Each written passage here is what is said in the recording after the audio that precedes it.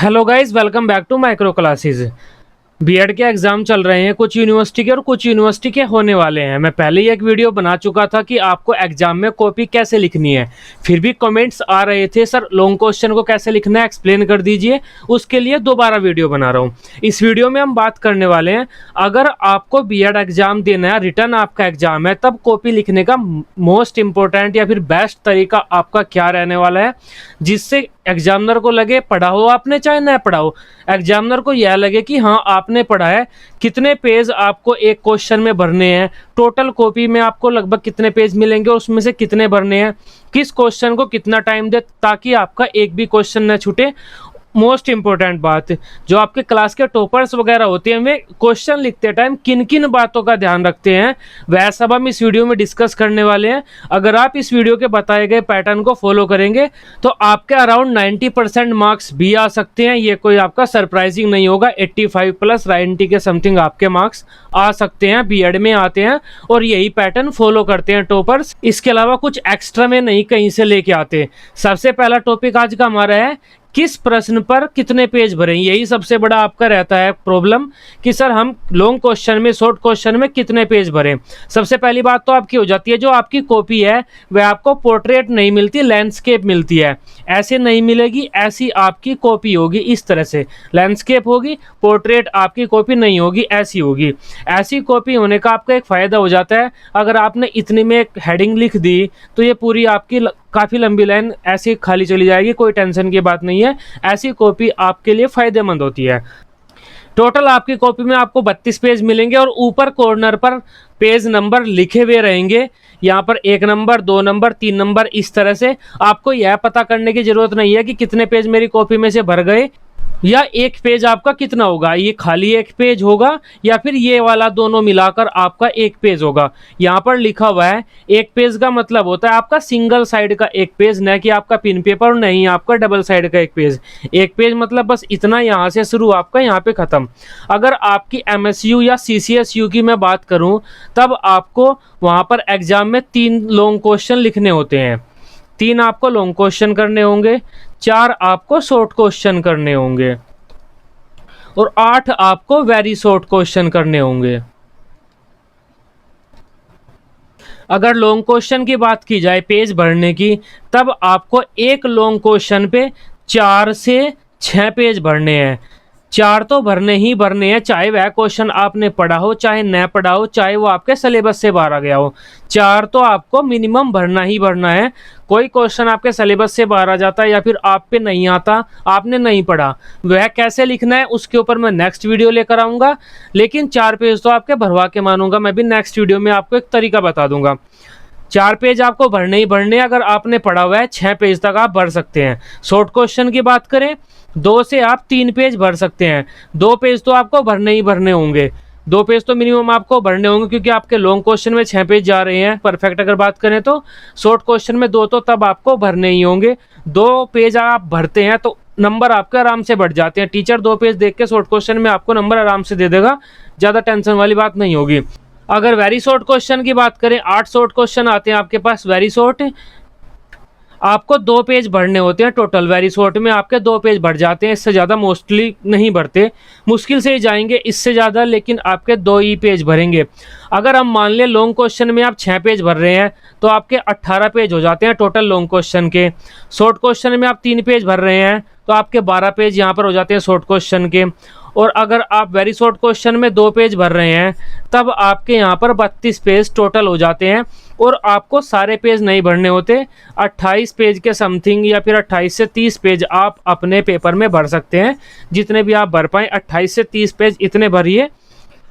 32 page भरने के लिए जाएंगे, आपकी हैंडराइटिंग कितनी ख़राब हो जाएगी। हैंडराइटिंग ही टीचर के समझ में नहीं आई, तब वह पेज आपने कितने भरे हो वे वहाँ पर बेकार हो जाएंगे।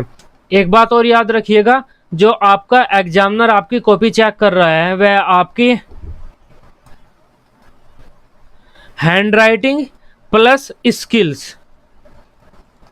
हैंडराइटिंग प्लस स्किल्स दोनों चीज़ें वह देख रहा है। हैंडराइटिंग भी आपकी ठीक ठाक होनी चाहिए, स्किल्स मतलब क्वेश्चन लिखने का तरीका भी आपका ठीक ठाक होना चाहिए। दोनों ठीक ठाक होंगे आपके ज़्यादा नंबर आएंगे।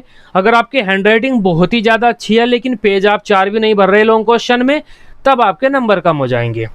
हैंड राइटिंग भी आपकी ज़रूरी है, पेज भी आपको भरना जरूरी है। लॉन्ग क्वेश्चन में आप 4 से 6 पेज भरिए, टोटल आपके 18 पेज होते हैं, तो 16 पेज के समथिंग आप भर देंगे। 4 शॉर्ट क्वेश्चन आपको करने होते हैं, 2 से 3 पेज भरिए। शॉर्ट क्वेश्चन नहीं आता 2 पेज भरिए, शॉर्ट क्वेश्चन आता है 3 पेज भरिए। नहीं आता शॉर्ट क्वेश्चन 2 पेज कैसे भरे, तरीका मैं आपको नेक्स्ट वीडियो में बता दूंगा। अभी आपको 2 से 3 पेज भर के आने हैं। इसके अलावा अगर वेरी शॉर्ट क्वेश्चन की बात करें, 2 पेज आपके वहां पर भर जाते हैं। अगर आप 1 पेज पर कमी क्वेश्चन कर रहे हैं, ज़्यादा से ज़्यादा आपके 3 भर जाएंगे, और यही आपका एस्पेक्ट आ जाएगा वहां पर 28 से 30 पेज। 32 पेज टोटल मिलेंगे, 28 से 30 आप वहां पर भरकर आराम से आ जाइए। नंबर आपके 80 प्लस तो आएंगे ही आएंगे। बाकी आपने 6 पेज या 4 पेज कितने भरे हैं, 80 से 90 के बीच में आएंगे आपके नंबर। आपकी स्किल्स है, लॉन्ग क्वेश्चन आपने किस तरीके से लिखा है, इसी वीडियो में मैं आपको बताने वाला हूँ। क्वेश्चन को आपको लिखना कैसे है, क्या चीज़ पहले आएगी, क्या चीज़ आपकी बाद में आएगी। आई थिंक ये आपको क्लियर होगा किस प्रश्न पर आपको कितने पेज भरने हैं। कोशिश तो यही करना कि लॉन्ग में आपको 6 भरें, शॉर्ट में आपके 3 भरें, क्योंकि पेज भरने से भी नंबर मिलते हैं। जो यह बोलते हैं ना सब कि पेज भरने से नंबर नहीं मिलते, वे गलत हैं। एक दोस्त थी मेरी, थी क्या अभी भी है वो, तो एक दोस्त है, उसकी हैंडराइटिंग बहुत अच्छी थी, उसके अराउंड 68% मार्क्स आए थे। हैंडराइटिंग बहुत ज़बरदस्त थी, लेकिन उसकी स्पीड नहीं थी। याद रखना, नंबर तभी मिलेंगे, हैंडराइटिंग भी ठीक ठाक होगी, पेज भी आपको भरने होंगे, पेज भरने भी जरूरी हैं। अब बात कर लेते हैं आपको किस प्रश्न पर कितना टाइम देना है। दोबारा फिर वही बात आ जाती है, CCSU की या फिर MSU की अगर बात की जाए आपके साथ, तब आपको 3 क्वेश्चन करने होंगे लॉन्ग अपने रिटन एग्जाम में, 4 क्वेश्चन करने होंगे आपको शॉर्ट, और 8 क्वेश्चन आपके हो जाते हैं वेरी शॉर्ट।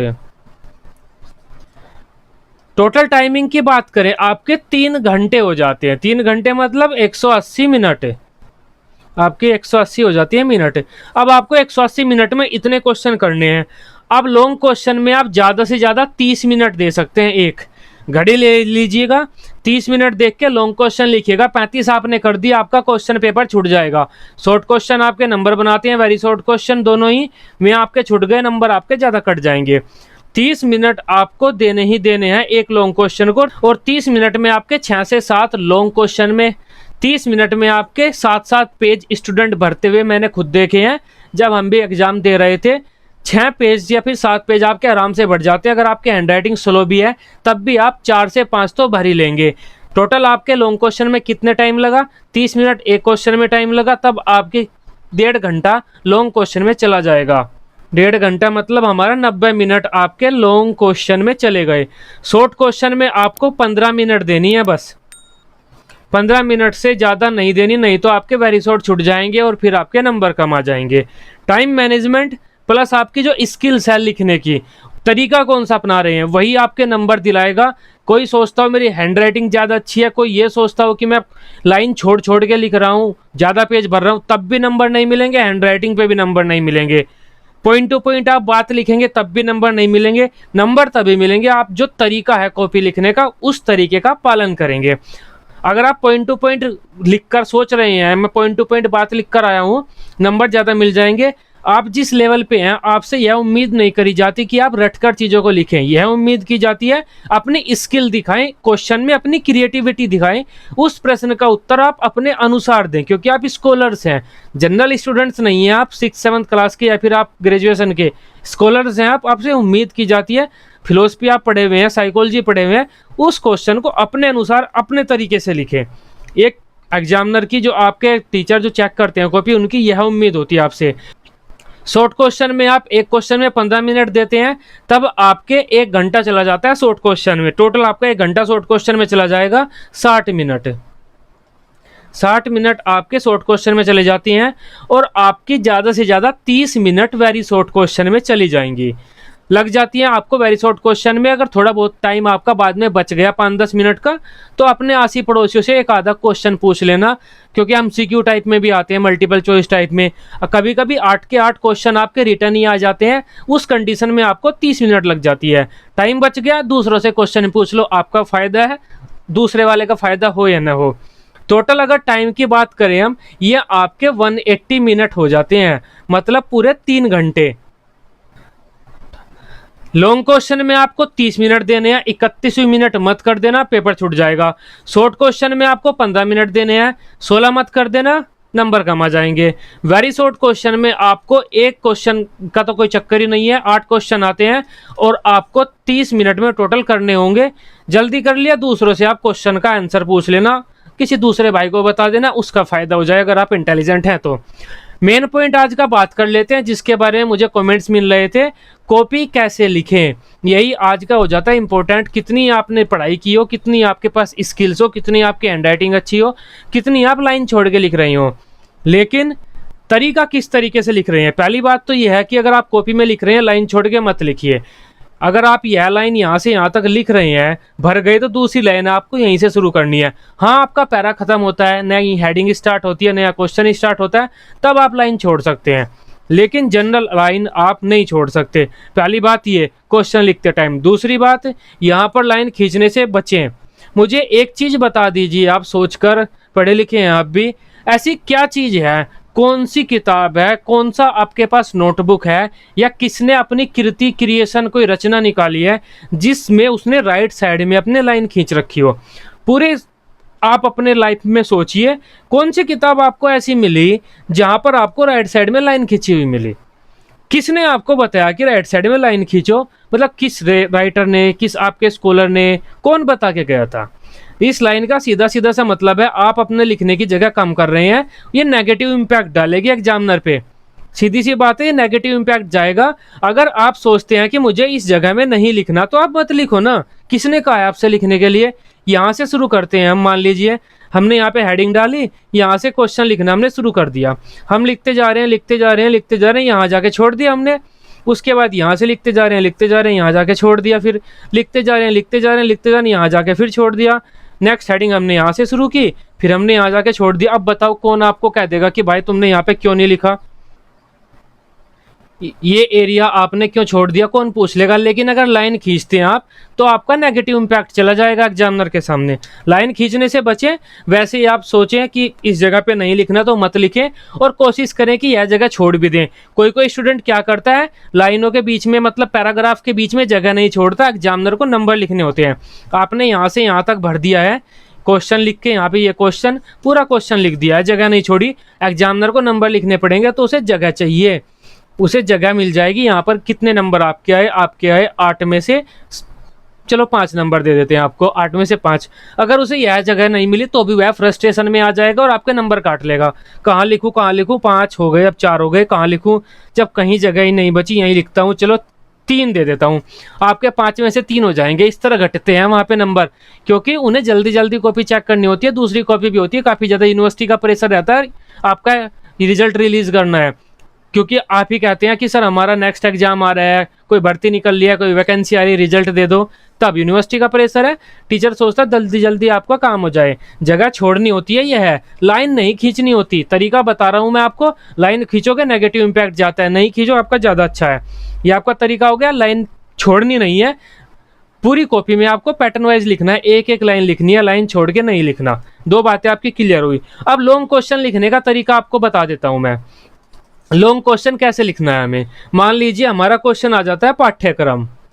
एक हमारा क्वेश्चन है पाठ्यक्रम का अर्थ। आपसे पूछ लिया कि पाठ्यक्रम का अर्थ बताइए तथा पाठ्यक्रम के क्या क्या गुण होते हैं, प्लस आपके गुण पूछ लिए। ये मान लेते हैं आज का हमारा लॉन्ग क्वेश्चन है, पेपर में आ गया। अब यह तो हमारा हो जाता है क्वेश्चन, पाठ्यक्रम का अर्थ प्लस गुण। अब आपको लिखना कैसे है, यहाँ पर आपको लिखना होगा उत्तर नंबर 2। मतलब यह क्वेश्चन नंबर 2 था जिसका उत्तर हम लिख रहे हैं। कोई कोई क्या करता है, यहाँ पर क्वेश्चन नंबर 2 ही लिख देता है। इतना लिखना है बस, उत्तर नंबर 2।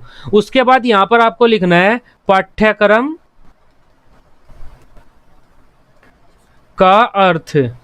ये आपकी मेन हेडिंग हो जाती है। उसके बाद 2 लाइनें खींचनी है आपको। यहाँ पर देखो कितना पेज गायब हो गया। 2 लाइनें। लड़कियां आपका इसे रेक्टेंगल स्क्वायर वगैरह में बंद करके कुछ कुछ कर देती हैं, यहाँ पर उन्हें टाइम मिलता है, तो जो उनकी क्रिएटिविटी है। अगर आप यह क्रिएटिविटी दिखाते हैं अच्छा होता है, नंबर भी मिलते हैं इसके आपको, टीचर को अच्छा लगता है।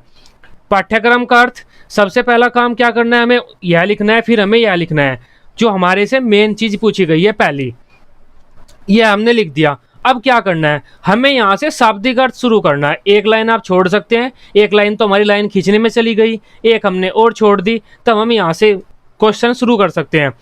हमें सबसे पहले क्या करना है, शाब्दिक अर्थ लिखना है उसका, शाब्दिक अर्थ उस क्वेश्चन का जो भी हमसे पूछा गया है हिंदी में लिखना है, और उसके बाद शाब्दिक अर्थ लिखना है इंग्लिश में। सेम जो भी आप पे आता है, पढ़ा हुआ तो आपने होगा, मैं जितनी वीडियो बनाता हूँ इसी तरीके से आपको क्वेश्चन देता हूँ। शाब्दिक अर्थ जरूर देता हूँ, हिंदी में होता है हिंदी में देता हूँ, इंग्लिश में भी होता है, हर शब्द का इंग्लिश में नहीं होता, जिसका इंग्लिश में होता है उसका इंग्लिश में भी देता हूँ। रेगुलर क्लासेस मेरी चल रही हैं, हर सब्जेक्ट की आपको प्लेलिस्ट मिल जाएगी वहाँ पर। हर वीडियो में लॉन्ग क्वेश्चन इसी तरीके से बताता हूँ मैं आपको, जिससे अच्छे नंबर आ जाएं, और हर तरीके से बताता हूँ जिस तरीके से भी वह बेस्ट हो सके, एग्जामिनर को इफेक्टिव लगे। सबसे पहला शाब्दिक अर्थ हिंदी में लिखना होगा आपको। पाठ्यक्रम जो शब्द है दो शब्दों से मिलकर बना है, पाठ्य प्लस क्रम। पाठ्य का मतलब पढ़ने योग्य, क्रम का मतलब व्यवस्था। इस प्रकार पाठ्यक्रम शब्द का शाब्दिक अर्थ हो जाता है यह है। अब पाठ्यक्रम के लिए अंग्रेजी में शब्द प्रयुक्त होता है करिकुलम। करिकुलम शब्द लैटिन के क्यूरेर नामक शब्द से बना है, जिसका मतलब होता है दौड़ का मैदान। आगे आगे जो भी आता है वो आपको जानते होंगे। इस तरह से हम लिखते हैं तो हमारा शाब्दिक अर्थ में यह पेज भर जाएगा। शाब्दिक अर्थ में ही यह पेज हमारा भर गया। एक पेज हमारा भर गया। लॉन्ग क्वेश्चन का पेज भरने का तरीका बता रहा हूं। हमने नेक्स्ट पेज पलट लिया। अब मान लेते हैं यह हमारा दूसरा पेज आ गया। अब हम यहाँ पे हैं, हमें क्या करना है, ये हमने हेडिंग पूरी कर ली। शाब्दिक अर्थ हिंदी में लिखना है, शाब्दिक अर्थ इंग्लिश में लिखना है। अब हम मुख्य अर्थ लिखेंगे। पाठ्यक्रम होता क्या है, हम लिख देंगे यहाँ पर पाठ्यक्रम एक ऐसी व्यवस्था है जिसमें हम बच्चों को, शिक्षकों को अपनी पूरी रूपरेखा दे देते हैं कि आपको किस तरह से पढ़ाना है या किस तरह से पढ़ना है। एक बच्चा विद्यालय में जो भी काम करता है वह सब पाठ्यक्रम के अंदर आते हैं। पाठ्यक्रम ऐसा होता है, उसमें यह होता है वह होता है। पाठ्यक्रम का मेन अर्थ है, आपने पाठ्यक्रम पढ़ा हुआ है, मेन अर्थ जो भी आपने पढ़ा है अपने शब्दों में लिख दीजिए। यहाँ पर मुख्य अर्थ उसका क्या है पाठ्यक्रम का, वो अपने शब्दों में लिख दीजिए। मोस्टली आपके इतना पेज मान लेते हैं भर जाएगा, लेकिन कुछ बच्चे तो इसमें भी पूरा ही भर देते हैं। पूरा भर देंगे आपके 6 पेज तक पहुंच जाएंगे। मान लेते हैं आप पे इतना नहीं आता, आपने इतना ही भरा, आधा पेज भर दिया। फिर आप क्या करेंगे, 2 दार्शनिकों की परिभाषा लिखेंगे।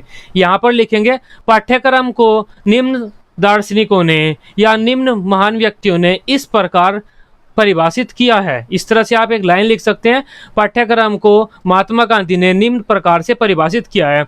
जो और यहाँ पर जो महात्मा गांधी का स्टेटमेंट है वह यहाँ लिख दीजिए और उसे इन्वर्टेड कोमा में बंद कीजिए। इन्वर्टेड कोमा में अब कैसे बंद करना है वह भी काफ़ी स्टूडेंट्स को नहीं पता। जैसे हम लिख देते हैं महात्मा गांधी जी के शब्दों में या फिर महात्मा गांधी जी के अनुसार। एक कोमा यहाँ पर आएगा, थोड़ी जगह छूटने के बाद 2 कोमा यहाँ पर आएंगे। महात्मा गांधी जी का स्टेटमेंट ये आ गया आपका यहाँ पर, और उसके बाद आपका पूर्ण विराम लगा दे सकते हैं या फिर पूर्ण विराम आप बाद में लगा सकते हैं। ये बंद करने के बाद आपका इन्वर्टेड कोमा ये हो गया। ये आपका एक स्टेटमेंट हो गया। इसके बाद आप दूसरा भी लिख सकते हैं नीचे कि जॉन डीवी के शब्दों में या जॉन डीवी के अनुसार जॉन डीवी ने पाठ्यक्रम को इस प्रकार परिभाषित किया है। एक आपकी यह परिभाषा आ गई, एक आपकी यह परिभाषा आ गई। 2 पेज आपके भर गए। अगर मान लीजिए आप पे परिभाषा भी एक ही आती है, तब एक परिभाषा को आप यहाँ पर बीच में करके महात्मा गांधी जी ने पाठ्यक्रम को निम्न रूप से परिभाषित किया है। उन्होंने कहा है कि पाठ्यक्रम यह है। उसके बाद महात्मा गांधी जी के अनुसार वह परिभाषा दे दीजिए। ऊपर हल्की सी परिभाषा को आप एक्सप्लेन कर दीजिए। महात्मा गांधी ने पाठ्यक्रम को निम्न रूप से परिभाषित किया है। नीचे महात्मा गांधी जी के अनुसार यह परिभाषा हमारी आ गई, इन्वर्टेड कोमा हमने बंद कर दिया। इस तरीके से ये तरीका तब फॉलो करना है जब एक ही परिभाषा आप पे आती हो। अब हमने पाठ्यक्रम का अर्थ भी लिख लिया, सब कुछ लिख लिया। 2 पेज हमारे भर गए। अब हम तीसरे पेज पर आ जाते हैं। अब हमारा आ जाता है ऐतिहासिक परिप्रेक्ष्य या फिर अन्य। अब आपके दिमाग में जो भी बात है, अचड़ा पचड़ा अड़चंग पड़चंग, जो भी आपके दिमाग में पाठ्यक्रम के बारे में है, उसका इतिहास लिखना चाहते हैं, या कोई ऐसी बात जैसे आपके मॉडल वगैरह में, किताब वगैरह में इंट्रोडक्शन बनाते हैं ना कि प्राचीन टाइम से ही शिक्षा चली आ रही है, शिक्षा के पाठ्यक्रम बदलते रहते हैं, पाठ्यक्रम का बदलना बहुत ज़रूरी है, पाठ्यक्रम का स्वरूप हमें बहुत ज़्यादा ज्ञान देता है। अगर आप यह लाइन शुरू में रख देंगे जहाँ पर हमने मेन अर्थ रखा है, तो वहाँ टीचर पढ़ता है। जब टीचर शुरू में आपका पढ़ रहा है तो यह बकवास पढ़ने के लिए नहीं बैठा हुआ है, वह मेन अर्थ पढ़ने के लिए बैठा है। टीचर शुरू में आपका क्वेश्चन पढ़ता है, हमने शुरू में आपका हिंदी में अर्थ दे दिया, इंग्लिश में अर्थ दे दिया, मेन अर्थ दे दिया, 2 परिभाषा दे दी। टीचर को पता चल गया आप पे क्वेश्चन आता है जब आपने सारी परफेक्ट परिभाषा दे दी है। उसके बाद आप परिभाषा के बाद अगर एक पेज अपनी मर्जी से भरना चाहें भर सकते हैं, जो भी आपके दिमाग में पाठ्यक्रम के बारे में है। यहाँ पर आप क्या क्या बातें लिख सकते हैं पाठ्यक्रम के बारे में, जैसे आप इतिहास लिख सकते हैं। सबसे पहला तो थोड़ा शिक्षा का इतिहास, थोड़ा पाठ्यक्रम का इतिहास की शिक्षा बदलती रहती है, पाठ्यक्रम भी बदलता रहता है। पाठ्यक्रम की आप विशेषता लिख सकते हैं। पाठ्यक्रम हमारा वर्तमान समय में ऐसा होना चाहिए, पाठ्यक्रम ऐसा होना चाहिए, अगर पाठ्यक्रम ऐसा हुआ तो यह होगा, वैसा हुआ तो यह होगा। पाठ्यक्रम के बारे में वर्तमान सरकार भी सोच रही है। जो भी पाठ्यक्रम के बारे में आप लिखना चाहते हैं वह लिख सकते हैं। टाइम आपके पास है, दिमाग में आपके कोई आइडिया नहीं है, तब यह तरीका पालन करो, एक पेज आपका पूरा भर जाएगा इसमें। और यकीन मानिएगा इस एक पेज को आपका एग्जामिनर चेक नहीं करेगा, क्योंकि उसने पहले जो ये 3 पॉइंट चेक किए हैं, इन 3 पॉइंट में उसने आइडिया लगा लिया कि आप इंटेलिजेंट है। 3 क्या आपके 4 पॉइंट हो गए। ये जो 4 पॉइंट उसने चेक किए हैं, उसने आइडिया लगा लिया आप इंटेलिजेंट है, आप पे आता है। हैंडराइटिंग आपने ठीक ठाक लिखी हुई है, न तो आपने ज़्यादा चमका कर लिखा। ज़्यादा चमका कर लिखोगे तो क्वेश्चन पूरे नहीं होंगे, पहले बता देता हूँ। अगर आप मल्टी टैलेंटेड है उसकी बात दूसरी है। अब हमारे 3 पेज पूरे हो गए। अब बात कर लेते हैं, हमारा चौथा पेज आ जाता है। लॉन्ग क्वेश्चन लिख रहा हूँ, आपके सामने लिख रहा हूँ, आपकी कॉपी ही है ये एग्जाम की, इसी पे लिख के दिखा रहा हूँ आपको प्रैक्टिकल रूप में कैसे लिखना होता है और कैसे कॉपी भरनी होती है आपको पेपर में। अब ये चौथा पेज है। अब मैं लॉन्ग क्वेश्चन का चौथा पेज शुरू कर रहा हूँ, और गुण मतलब पाठ्यक्रम के गुण पे अब मैं आया हूँ। लॉन्ग क्वेश्चन में आपके 3-4 चीज होती हैं हमेशा।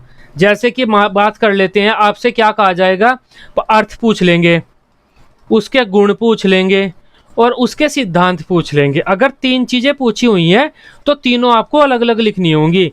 अगर आपका 12 नंबर का क्वेश्चन है तो 4 नंबर का अर्थ है, 4 नंबर के गुण है, 4 नंबर का आपका सिद्धांत है। इस तरह आपके क्वेश्चन बट जाता है लॉन्ग क्वेश्चन का।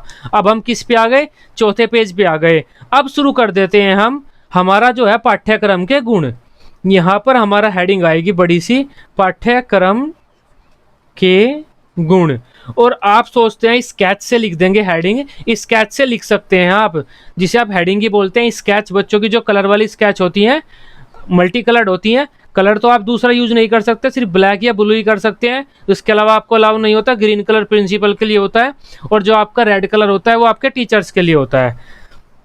पाठ्यक्रम के गुण, यहाँ पर आपने बड़ी बड़ी सी हेडिंग लिख दी, चाहे तो आप 2 लाइनों में लिख दो पाठ्यक्रम के गुण। ये 2 लाइन आप हेडिंग के भर सकते हैं, पाठ्यक्रम के गुण इतना लिख के। हमने यहाँ पर अपनी हेडिंग लिख ली। कौन सी हेडिंग लिखी, पाठ्यक्रम के गुण।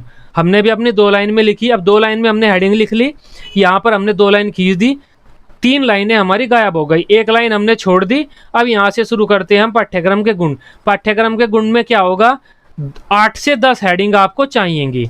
यहाँ पे 10 लिखा हुआ है, मैं आपको 8 बता रहा हूँ, 8 भी लिख सकते हैं। सबसे पहले डायग्राम बनाइए, क्योंकि हमने डायग्राम नहीं बनाया है, डायग्राम भी जरूरी है। फ्लो चार्ट, फ्लो चार्ट कैसे बनेगा, किसी के भी टाइप्स आ जाएं, या किसी के आपके पास रूप आ गए, रूप आ गए स्वरूप, या फिर यूज करने के तरीके। हम इसे 3 तरीकों से प्रयोग कर सकते हैं। कुछ आपके क्वेश्चन ऐसे होते हैं, अगर ऐसा कुछ भी आ जाता है तो आप यहाँ पर लिख सकते हैं जो भी होता है आपका पाठ्यक्रम, उसके प्रकार। 1 हमारा ये हो गया, 2 ये हो गए, तीसरा ये हो गया। इसमें हमारे मान लीजिए 3 ही पाठ्यक्रम थे, ये आपका प्राचीन पाठ्यक्रम, या मध्यकालीन पाठ्यक्रम, या नवीन पाठ्यक्रम। यह डायग्राम तो छोटा सा हो गया, मजा नहीं आया, तो आप इसमें ही एरो का निशान लगाकर या इस तरह डब्बा बनाकर उदाहरण लिख सकते हैं। प्राचीन पाठ्यक्रम में हमारे वैदिक कालीन पाठ्यक्रम, मुस्लिम कालीन पाठ्यक्रम, ये मध्यकालीन पाठ्यक्रम में जो पाठ्यक्रम होंगे, नवीन पाठ्यक्रम में जो हमारे अब पाठ्यक्रम है में। इस तरह हमारा डायग्राम बड़ा हो गया, ये लगभग 1 पेज हमारा भर गया। ये तरीका है। अगर आपके प्रकार वगैरह कुछ आते हैं कि प्रकार बताइए, इस चीज़ के कितने प्रकार हैं, स्वरूप कितने हैं, या कुछ ऐसा आता है जिसे आप छोटे छोटे शब्दों में, छोटे छोटे चीज़ों में डिवाइड कर सकते हैं, तब आप इस पैटर्न को फॉलो करेंगे। हमारे इस क्वेश्चन को मैंने इसी वजह से लिया क्योंकि इस क्वेश्चन में आपके कोई तरीका नहीं है, कोई पैटर्न नहीं है। अब हम क्या करेंगे, फ्लो चार्ट तो हमें बनाना है। देखो फ्लो चार्ट तो लॉन्ग क्वेश्चन में एक आपको बना के आना है। मैं 3 फ्लो चार्ट बना के आया हूँ एक लॉन्ग क्वेश्चन में, तभी 80+ मार्क्स आए हैं। ऐसे नहीं आते, करना पड़ता है थोड़ा सा कुछ। और यकीन मानिएगा हैंड राइटिंग मेरी इतनी अच्छी नहीं है, लेकिन कॉपी भर के आया था मैं, और डायग्राम बना के आया था, ये दो ही चीज़ करके आया था। मैंने कॉपी भरी थी, डायग्राम बनाया था, और इसके अलावा मैंने डेफिनेशन भी लिखी थी। डेफिनेशन पे भी मेरा काफ़ी फोकस था क्योंकि हैंडराइटिंग मेरी सही नहीं थी, तब मैंने इन चीज़ों पे ध्यान रखा और 80+ मार्क्स लेके आया था मैं। अच्छी बात थी वो, हाँ मुझे पता है, शाबाशी देने की ज़रूरत नहीं है। अब बात कर लेते हैं फ्लो चार्ट कैसे बनाना है। पाठ्यक्रम के गुण हमने यहाँ पे लिख दिए, पाठ्यक्रम के गुण। ऊपर तो हमने हेडिंग लिखी थी, लेकिन हमने यहाँ पर फ्लो चार्ट के रूप में लिख दिया। ये हमारा हो गया फ्लो चार्ट। अब हम यहाँ पे लिखेंगे कि पाठ्यक्रम क्या है, विकासशील है। मगर जो भी हम कहना चाहते हैं, जो भी हमें यहाँ पर लिखना है, विकासशील है। और उसके बाद पाठ्यक्रम अच्छा है, उसके बाद पाठ्यक्रम यह है। अगर आप एक लाइन में लिख सकते हैं तो लिखिए, अदरवाइज एक लाइन में यह नहीं आता, क्योंकि आपको क्या करना होता है, इसे सर्कल में बंद करना होता है। आपने विकासशील लिख लिया, इसे आप डब्बे में बंद करेंगे, तब आपकी 2 लाइन में आता है, एक ही है, एक लाइन आपकी बीच में छूट जाती है। पाठ्यक्रम प्रतिभाशाली है, पाठ्यक्रम छात्रों को निर्देश देने वाला, बस यहाँ पर हम पूरा नहीं लिखेंगे, छात्रों को निर्देश देने वाला, शिक्षकों को निर्देश देने वाला, हमारी शिक्षा व्यवस्था का पूरा रूप दिखा देता है, हमें हमारी शिक्षा व्यवस्था के गुण बता देता है, शिक्षा व्यवस्था में क्या कमियां हैं वह बता देता है। इस तरह से हम 8-10 हेडिंग लिख लेंगे और स्केल रखेंगे हम, फीटी स्केल। उसके बाद यहाँ पर हम इस तरह से एरो खींच देंगे और कोशिश करेंगे जो ये पाठ्यक्रम है यह बीच में आए। जो मैंने पाठ्यक्रम लिखा है वह ऊपर रह गया, आप इसे इतना यहाँ पर खींच दीजिएगा, खींच देना है नीचे, मतलब बीच में रखना है, बीच में। यह डायग्राम आपका अच्छा लगता है। एक डायग्राम आपका ये हो गया। इसके अलावा आप ऐसे भी लिख सकते हैं, यहाँ पर तक तो हमारा पेज भर ही रहा था, ऐसे भी लिख सकते हैं, पाठ्यक्रम के गुण हमारे हो गए गुण। इसको हमने सर्कल में बंद कर दिया। अब एक एरो यहाँ पर खींचा, एक सर्कल यहाँ बनाया, विकासशील, एक एरो खींचा, एक सर्कल बनाया, प्रतिभाशाली, एक एरो खींचा, यहाँ पर सर्कल बनाया, हमने यहाँ पर लिख दिया शिक्षकों को निर्देश देने वाला, एक एरो खींचा, सर्कल बनाया, ये आपके एरो हैं, एरो, एक एरो खींचा, सर्कल बनाया, बच्चों को निर्देश देने वाला, एक एरो खींचा, शिक्षा की व्यवस्था की जानकारी देने वाला, शिक्षा के गुण दोष बताने वाला। चौथा पेज आपका चला गया, यह आपका चौथा पेज था। 4 पेज आपके भर गए। अब आपका डायग्राम भी बन गया और आपके पास 8 या 10 पॉइंट हैं, 8 या 10 जितने भी आपके याद हैं, इतना हो गया, ठीक बात है। अब यह कौन सा पेज आ गया, हमारा 5वां पेज आ गया। अब एक पेज पर, मैं इस पेज की बात बता रहा हूं, इस एक पेज पर आपकी बस 2 हेडिंग आती हैं। अगर आपने में हेडिंग पढ़ी हुई है या फिर मेरी वीडियो देखी है तो आपने उन हेडिंगों के बारे में मेरी बात भी सुन ली है। मैं इतने इजी तरीके से बताता हूं कि वह आपके दिमाग में बैठ जाती है। यहाँ पर आप लिखेंगे हेडिंग, पाठ्यक्रम क्या है, छात्रों को निर्देश देने वाला है। पहली हेडिंग हमने यहाँ पर 1 डाल दिया, दोबारा लिख देते हैं इसे। जो ये लिखा हुआ है ये हमारा यहाँ पर ये पहली हेडिंग है, छात्रों को निर्देश देने में सहायक, ये हमारी पहली हेडिंग हो गई। इसके नीचे हमने 2 लाइन खींची और 2 लाइन खींचते ही हमारी ये 2 पहली लाइन खत्म हो जाएंगी, ये पहली 2 लाइन बिल्कुल खत्म। और हम यहाँ से अब लिखना शुरू करेंगे। यहाँ से यह पाठ्यक्रम ऐसा होता है, वैसा होता है। जिस लाइन पर मान लीजिए आपका यह जो हेडिंग थी यहाँ पर ख़त्म हुई, एक लाइन में आपने हेडिंग लिख ली और उसके नीचे की एक लाइन में आपने 2 लाइन खींच दी, वह लाइन हल्की सी चली जाती है तो पूरी चली जाती है। अब उस लाइन से नीचे यहाँ से लिखना शुरू करें। इससे क्या होगा, आपकी हेडिंग अलग दिखेगी टीचर को, टीचर आपकी हेडिंग ही पढ़ेगा, ये नहीं पढ़ेगा क्योंकि आपने शाब्दिक अर्थ यह सब लिख दिया है, ये नहीं पढ़ेगा आपका, मैं बता रहा हूँ, यही पढ़ेगा आपकी हेडिंग। यहाँ से आपने लिखना शुरू कर दिया, ऐसे ऐसे आपने इतना भी लिख दिया। उसके बाद आप एक लाइन, मान लीजिए आपकी यह लाइन यहाँ पर ख़त्म हो जाती है, ठीक बात है। उसके बाद आप एक लाइन, यह पूरी लाइन आप छोड़ेंगे। अगर आप बिल्कुल ही मान लीजिए अपने आप को ठप मान लीजिए कि आप पे कॉपी भरनी ही नहीं आती, तब आप 2 लाइन छोड़ेंगे, नहीं तो लाइन आपको एक ही छोड़नी है। हम 5वें पेज पे आ गए, 6 पेज हमें टोटल भरने हैं, तब 2 लाइन छोड़ने का मतलब नहीं होता। हम एक लाइन भी अगर छोड़ दें तब भी हमारा काम आराम से हो जाएगा। हम यहाँ पर एक लाइन छोड़ दी हमने, ये यहाँ से हम लिखेंगे दूसरा, जो भी दूसरी हेडिंग है, दूसरी हेडिंग हमें थोड़ी सी ऊपर करनी होगी। यहाँ पर हम दूसरा पॉइंट डालेंगे, यहाँ से यहाँ तक दूसरी हेडिंग लिख देंगे, उसके नीचे 2 लाइन खींचेंगे, तो ये लाइन भी खत्म, और यहाँ से उस हेडिंग का आंसर लिखना शुरू करेंगे। अब हम अगर पढ़े लिखे हैं, थोड़ा सा भी पढ़ा है, तो एक पेज पे 2 ही हेडिंग आती थी हमेशा। ऐसा ही होता है, आप पेपर दे रहे होंगे, देख लेना, जो आपने पढ़ा है एक पेज पे 2 ही हेडिंग आएंगी, तीसरी आती ही नहीं है। अगर आप पे नहीं आता कुछ भी, तब ज़्यादा से ज़्यादा आपकी 3 हेडिंग आएंगी। मान लीजिए आप पे नहीं आता, आप एक पे हेडिंग के बीच में 2 लाइन भी छोड़ रहे हैं, तब आपने एक हेडिंग यहाँ लिखी, दूसरी यहाँ लिखी, तीसरी आपने यहाँ लिख दी, 3 हेडिंग आपने अपनी खराब कर दी। ये कौन सा पेज था? 5वां पेज था। 5वें पेज पे आपने 3 हेडिंग वेस्ट कर दी। अब आ जाता है 6ठा पेज। 6ठे पेज पे आपने क्या किया, आपकी 3 हेडिंग हो गई थी, आपने यहाँ लिखा 4थी हेडिंग आपकी, ये 5वीं हेडिंग हो गई, ये 6ठी हेडिंग हो गई। इसी तरह से आपको लिखना है। अब आ जाता है आपका 7वां पेज। 6ठी हो गई थी आपकी, 8वीं हेडिंग हो गई, ये आपकी 8वीं हेडिंग। मान लीजिए आपने थोड़ी ज़्यादा खींच दी, यहाँ तक खींच दी। क्वेश्चन आपको पूरे पेज पर लिखना है। मतलब अगर आपका कोई क्वेश्चन, मान लीजिए 8वीं हेडिंग, 8 हेडिंग आपकी याद थी, आपने यहाँ तक लिख दिया, तो इस हेडिंग को थोड़ा सा खींचना, इस पेज के आधे से ज़्यादा में ले आना। लाइनें जितनी भी होती हैं गिन लेना, उस पेज का जो आपका आधा होता है ना, उस आधे से 1-2 लाइन नीचे ले आना यहाँ तक, तब ये पेज आपका वेस्ट है, इस पे लिखने की आपको ज़रूरत नहीं है। ये हम कौन से पेज पे आ गए? हम आ गए आपका 7वें पेज पे। कब आए 7वें पेज पे? मैं आपको बहुत ही कम लेके चल रहा हूँ। अब मान लो आप इससे भी स्लो हैं, कितना स्लो कर दिया मैंने आपको, आप और भी स्लो हैं, आप और भी पेज नहीं भर सकते, तो 7वें पेज से आप 6 तो भरेंगे, 6 की जगह 5 तो भरेंगे, 8 की जगह अगर आपके पास 10 हेडिंग होगी, फिर क्या करेंगे आप? आपका 8वें पेज पर भी जा सकते हैं, तो 5 तो इस तरह तो आ जाएंगे ना आप। और इतना तो मेन हेडिंग है। मेन हेडिंग में आपको क्या लिखना है? स्टेटमेंट, कथन, स्टेटमेंट आपको जरूर लिखने हैं। आपका टीचर यह पढ़ेगा, यह पढ़ेगा, यह पढ़ेगा, ये पढ़ेगा, और दार्शनिकों की परिभाषा तो उसे पढ़नी पड़ेगी, क्योंकि ये तो बहुत सीधी सीधी लिखी जाती हैं।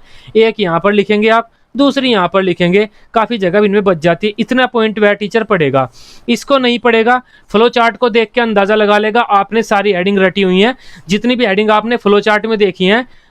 अब देखो, उस टीचर को 10 हेडिंग पढ़ने के लिए 3 पेज पलटने पड़ेंगे। आपने क्या किया? सारी हेडिंग जितनी भी आपके याद थी एक पेज पर लिख दी फ्लो चार्ट के रूप में। टीचर ने देख लिया इस बच्चे ने इतनी हेडिंग लिखी हुई है और सारी हेडिंग सही लिखी हुई है, इसका मतलब हेडिंग भी आती है इसे। अब वह क्या करेगा? पेज पलटेगा कॉपी का, नेक्स्ट पेज पर आपके पॉइंट नहीं पड़ेगा, क्योंकि पॉइंट उसने यहाँ पर पढ़ लिए थे, और पढ़ना चाहेगा तो पढ़ भी लेगा, क्योंकि आपने यहाँ पर लिखे हैं फ्लो चार्ट में, यहाँ पर भी सही लिखेंगे। आपके स्टेटमेंट लिखने होंगे। हम क्या, हमारा क्या टॉपिक है? पाठ्यक्रम। मान लीजिए पाठ्यक्रम के आपके 2 स्टेटमेंट याद थे, आपने 2 स्टेटमेंट दार्शनिकों की परिभाषा के रूप में लिख दिए, या फिर आपका एक स्टेटमेंट याद था, वह आपने एक लिख दिया।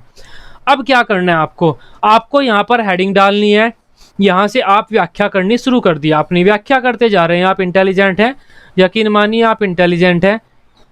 और यहाँ पर आपने व्याख्या करते करते आपकी यह हेडिंग इतने में ही खत्म हो गई, और इससे छोटा मैंने आपको कर दिया और स्लो कर दिया। अब आपको क्या करना है? यहाँ पर एक लाइन लिखनी है कि पाठ्यक्रम का प्रभाव अगर बच्चों पर पड़ता है तो हमारी शिक्षा में बहुत अधिक सुधार आता है। पाठ्यक्रम के द्वारा ही हम अपनी शिक्षा को सुधार सकते हैं। पाठ्यक्रम हमारा शिक्षा का रूप होता है। महात्मा गांधी जी ने शिक्षा को निम्न रूप से परिभाषित किया है। यहाँ पर महात्मा गांधी के अनुसार एक डेफिनेशन हमने शिक्षा की डाल दी। समझ आ रहा है नहीं आपको? पाठ्यक्रम की डेफिनेशन आप पे नहीं आती थी, और डेफिनेशन लिखनी जरूरी है। यहाँ पे स्टेटमेंट बोलते हैं, डेफिनेशन इन्हें बोलते हैं। यहाँ पे अगर आप कोई डेफिनेशन बोलता है तो सही नहीं होता, लेकिन बच्चे बोलते रहते हैं, वही आदत पड़ जाती है। यहाँ पर आपको स्टेटमेंट लिखने हैं, जो दार्शनिकों के स्टेटमेंट आए हैं, कथन आए हैं। पाठ्यक्रम की परिभाषा नहीं आती, हमने क्या किया? पाठ्यक्रम को शिक्षा से जोड़ा, फिर शिक्षा की परिभाषा लिख दी। अब दूसरी चीज देख लेते हैं हम। अब यहाँ से आप पे सिर्फ इतनी तो हेडिंग आती थी, इतनी लाइन, लेकिन आपने स्टेटमेंट लिखने के चक्कर में इतनी भर दी, 1 या 2 छोड़ दी। दूसरी हेडिंग यहाँ पे आई, दूसरी भी मान लीजिए आपने बस 3 ही लाइन भरी। उसके बाद आप क्या लिख सकते हैं कि पाठ्यक्रम शिक्षण विधियों के निर्माण में भी सहायता प्रदान करता है। यहाँ पर हेडिंग भी यही बना सकते हैं, शिक्षण विधियों के निर्माण में सहायता प्रदान करता है। या फिर यहाँ पर लिख सकते हैं पाठ्यक्रम शिक्षण विधियों में सहायता करता है। एक टीचर शिक्षण विधियों का निर्णय ले सकता है, शिक्षण विधियों के बारे में योजनाएं बना सकता है, क्या क्या शिक्षण विधियाँ वह आज क्लास में जाकर प्रयोग करेगा। यहाँ पर शिक्षण विधि के बारे में लिख सकते हैं कि आप वेजले ने शिक्षण विधि को निम्न रूप से परिभाषित किया है कि शिक्षण विधि वह प्रक्रिया है जिसके द्वारा एक शिक्षक छात्रों को ज्ञान देता है। जो भी है आपको डेफिनेशन भी जरूर लिखनी है। कम से कम कथन स्टेटमेंट कितने लिखने हैं? 2 तो लिखने ही लिखने हैं। 2 स्टेटमेंट आपके यहाँ हो जाते हैं, 2 स्टेटमेंट आपके यहाँ हो जाते हैं, 4 स्टेटमेंट। इस तरीके से आप कॉपी लिखिए। उसके बाद बच जाता है आपका निष्कर्ष, सप्लीमेंट्री है। अगर आपकी यह मान लीजिए आपका 6ठा पेज है, 6ठे पेज पर आपके 8 या 10 पॉइंट यहाँ पर खत्म हो गए, इतना पेज आपका बच गया, इसे छोड़ दो, इस पर कुछ ना लिखो, आगे चलो। बाद में अगर आपकी 10 मिनट या 15 मिनट बच जाती हैं, तब आप यहाँ पर निष्कर्ष लगाकर या फिर बिना निष्कर्ष लिखे भी, निष्कर्ष लिखने की भी जरूरत नहीं होती, आप बड़े बच्चे हो गए हैं। अतः हम कह सकते हैं कि पाठ्यक्रम के निम्न गुण होते हैं, वही ऊपर वाली बात जो ऊपर लिखी थी उसके ये विशेषताएं होती हैं। पाठ्यक्रम बच्चों के लिए बहुत जरूरी है, शिक्षक के लिए भी जरूरी है। हमें वर्तमान समय में पाठ्यक्रम पर अधिक ध्यान देने की जरूरत है, और अगर पाठ्यक्रम पर हम अधिक ध्यान देंगे तो हमारी शिक्षा व्यवस्था अधिक सुधर सकेगी। यहाँ पर हमारी खत्म हो जाती है पूर्ण विराम, बस इतना आपका काम पूरा हो जाएगा। और आप खुद सोचिए, यकीन मानिए, इस तरीके से अगर आप क्वेश्चन का आंसर करते हैं तो क्या दिक्कत है, क्या बुराई है? आपके डेफिनेशन नहीं पता, मैंने बता दिया डेफिनेशन नहीं पता तो एक डेफिनेशन को एक्सप्लेन कर दो, उसे ही लिख दो। आपके स्टेटमेंट नहीं याद, उसके बाद कोई तो याद होगा, इतनी बड़ी किताब है, कोई तो याद होगा। पाठ्यक्रम हमारा टॉपिक है, अब उस पाठ्यक्रम में से आपके कोई तो एक स्टेटमेंट याद होगा ना। पूरी किताब में से उस पाठ्यक्रम के टॉपिक को उस स्टेटमेंट से जोड़ो। मान लीजिए आपके व्यूह रचना का टॉपिक याद है, या फिर व्यूह रचना भी छोड़ो, युक्तियों की डेफिनेशन आपकी बहुत आसान है, आपने युक्तियों की रट रखी है, तो आप पाठ्यक्रम को युक्तियों से जोड़ो कि एक शिक्षक अपनी युक्तियों को निर्धारित करता है पाठ्यक्रम के द्वारा। तब महान महाशय जी ने युक्तियों को निम्न रूप से परिभाषित किया है। यहाँ पर आप ब्लैक कलर से स्टेटमेंट डाल दीजिए। और हाँ, हेडिंग जो आपकी आएंगी, जो भी हेडिंग आपकी आएंगी, ये जो आपकी हेडिंग्स हैं, ये हेडिंग्स यहाँ पर ब्लैक कलर से आएंगी। जो स्टेटमेंट आएंगे आपके ब्लैक कलर से आएंगे, इसी तरह के ब्लैक कलर से आएंगे। ये अपने आप ही आ गया, स्लाइड नेक्स्ट हो गई। इसी तरह के आपके ब्लैक कलर से स्टेटमेंट आएंगे। ये जो आपके 10 पॉइंट है उसके बीच में आपको ब्लैक कलर से स्टेटमेंट लिखना है। ये दार्शनिकों की परिभाषा ब्लैक कलर से लिखें, चाहे आप ब्लू कलर से लिखें, क्योंकि ये आपके अलग अलग होती है। महात्मा गांधी के अनुसार ये महात्मा गांधी की एक परिभाषा हो गई इतनी। यहाँ पर आप दूसरी लिखेंगे जॉन डीवी के अनुसार, या जॉन डीवी, ये तो वैसे ही आपकी अलग अलग है, कैसे ही कलर से लिखें, ये आपकी स्टेटमेंट ब्लैक कलर से होने जरूरी है। अब शायद ही मैं कुछ मिस कर रहा हूँ, मुझे पता नहीं, क्योंकि कुछ और चीज़ याद नहीं आ रही जो मुझे आपको बतानी होती है। रैप अप कर लेते हैं, लाइन नहीं छोड़नी है। यहाँ पर लाइन खींचने से आपको बचना है, जितना भी बच सकते हो, जितना बचोगे उतना आपके लिए फ़ायदेमंद है। पेज आपके इतने ऊपर लिखे रहते हैं, कौन से पेज पर हैं? 28 से 30 पेज के समथिंग बढ़ने की कोशिश करना, पूरे मत बढ़ना। अभी लॉन्ग क्वेश्चन करने की कोशिश की मैंने, लगभग 8 पेज पे चला गया था वह, क्योंकि मैं तो छोटा छोटा करके कर रहा था। अगर नॉर्मल लिखता तो 8 पेज पे लिख देता मैं उस लॉन्ग क्वेश्चन को, और मैंने भरे भी हैं आपके 7-7, 8-8 पेज एक लॉन्ग क्वेश्चन पे, जब टाइम बच जाता था तब की बात है वो। हाँ, एक और चीज़, उल्टा सीधे क्वेश्चन नहीं करने हैं आपको, बिल्कुल भी नहीं करने हैं। अगर आपके पेपर में पहले लॉन्ग आते हैं, उसके बाद आपके शॉर्ट आते हैं, फिर आपके वेरी शॉर्ट आते हैं, ऐसा कुछ कि पहले आप वेरी शॉर्ट करने लगे, दूसरे नंबर पे आपने शॉर्ट कर दिए, तीसरे नंबर पे आपने लॉन्ग कर दिए, या फिर इसके अलावा ऐसा भी करते हैं बच्चे, पहले नंबर पे आपने वेरी शॉर्ट कर दिए, दूसरे पे आपने लॉन्ग कर दिए, शॉर्ट आपने तीसरे पे पहुँचा दिए। इससे प्रॉब्लम तो कुछ नहीं होती, लेकिन यही होता है कि आप उंगली कर रहे हैं, अपनी उंगली कर रहे हैं बेवजह पेपर में। जब पेपर ऐसा मान लेते हैं आप पे सारे क्वेश्चन आते हैं, जब सारा कुछ आता ही है तो आप इसे पहले क्यों कर रहे हैं? टीचर के सामने जो आपका एक चेहरा जाएगा वो नेगेटिव जाएगा, और एक फ्रस्ट्रेशन से उसे हो जाती है, उसे बार बार उस जो पेपर है उसे आगे पीछे ऊपर नीचे करना पड़ेगा। आपने तीसरा शॉर्ट का क्वेश्चन का कर दिया यहाँ पे, अभी आप लॉन्ग क्वेश्चन लिख रहे थे, उसे फिर पेज को पीछे पलट के देखना पड़ेगा, ये तीसरा शॉर्ट क्वेश्चन क्या है, क्या लिखा हुआ है उसने, इसने क्या कर दिया। इस तरह से उसे थोड़ी सी प्रॉब्लम होती है, और इस प्रॉब्लम में आपके 2 या 3 नंबर गायब हो जाते हैं। और एक कॉपी में आपके 2 या 3 नंबर गायब हो रहे हैं ना, तब समझ लो आपकी परसेंटेज डाउन हो जाएगी। यहाँ पर हो जाती है बच्चों की डाउन, देखे हैं हमने, तभी बता रहे हैं आपको बबुआ। अब एक और बात, तरीके से वही लिखना। अगर मान लीजिए आपको लगता है कि टाइम नहीं है, आप उसकी लाइन जगह छोड़ सकते हैं। जगह से मतलब क्वेश्चन तो छोड़ेंगे नहीं आप, ये तो मान लीजिए। ऐसा तो बिल्कुल भी नहीं हो सकता लॉन्ग क्वेश्चन आपके पहले आया है, लॉन्ग क्वेश्चन छोड़ना है, क्योंकि मैं पहले ही बता चुका हूँ आधे घंटे के बाद अगर आपने 3 पेज भी भरे हैं ना, 3 पेज आपने भरे हैं, तो चौथा पेज आप खाली छोड़ के उसे पर कुछ मत लिखो, उसे खाली छोड़ के 5वें पेज से आप नेक्स्ट क्वेश्चन शुरू कर दो, क्योंकि बाद में उसके बाद आप तेज तेज लिखेंगे, थोड़ा टाइम बाद में बच जाएगा, चौथे पेज पे भी थोड़ा सा लिख देंगे आप। ऐसा होता है, अगर आप जगह ही नहीं छोड़ते तो बाद में टाइम बचने का भी कोई फायदा नहीं रहता।